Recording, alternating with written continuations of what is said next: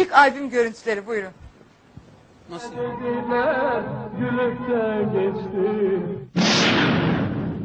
Ünlü türkücü İbrahim Tatlıses'in şöhret olmadan seslendirdiği ve Urfa'da satılan kasetinde yer alan 3 şarkısını ekrana getiriyoruz.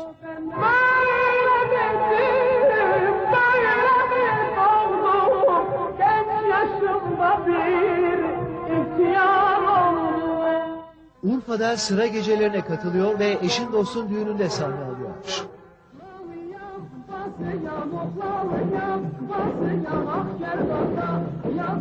Bu dönemde Urfa'da plakçılık yapan Abdullah Uyanık bir düğünde dinlediği boya kaset doldurtuyor ve bunu da Urfa'da satışa çıkarıyor.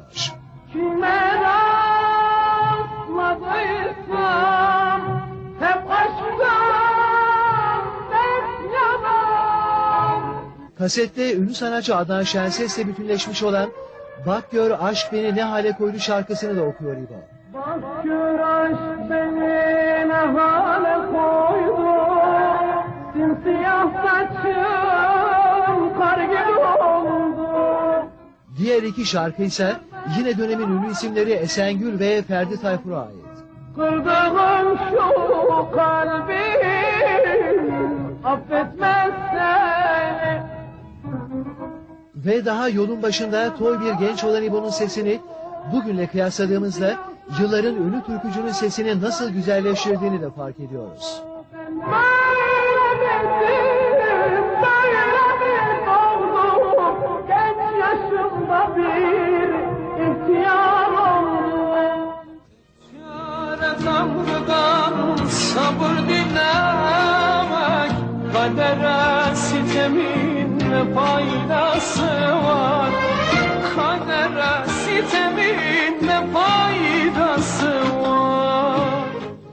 Sadece Urfa'da satılan bu kaset gün gelip İstanbul'lu bir plakçının eline geçtiğinde ise İbo için şöhrete giden kapıda açılmış oluyordu. Ayağımda puandılar, ayağımda puandılar, yar gelir duradılar. İşte yıllarca inşaatta şarkı söylerken müzik dünyasına adım attı denilen İbrahim Tatlıses'in şöhreti yakalaması da böylece gerçekleşiyordu. Bir türlü yerleştiremiyorum beynime.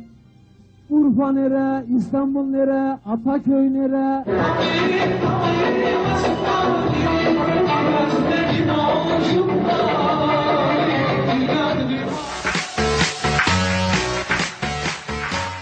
İbrahim Bey sesiniz Ne kadar teşekkür etsem ha? Ne kadar değişmiş sesiniz. Evet, çok yar bir ses, görmüyor musun? İşte az önce bir şey dedim ya, hani dedim tenekeden içmeyin, bir şey içecekseniz şişeden için. Aynı öyle. Ben böyle. Allah aynı ses. Böyle miydim, böyle mi doğdum? Bak şimdi kibarlaştı. Ben böyle miydim, böyle mi doğdum? Genç yaşımda bir... Allah, bizim oğlan dedi ustalaştı. Ustalaştı. Bak, her genç tıfıldır yetiştiği zaman daha biraz böyle yaş... Ne oldu sesime ya? Gitti. Eko gitti ha. O da Değil mi uyanık arkadaşlar? maşallah. Allah cezanı verecek evladım. Yani her gençliğin bir acemiliği vardır. Her sesin de ilk başlarda bir acemiliği vardır. Ben o sesten nasıl buralara gelmişim? Yaradan'a şükür ediyorum, önünde eğiliyorum. Nasıl oldu anlamadım.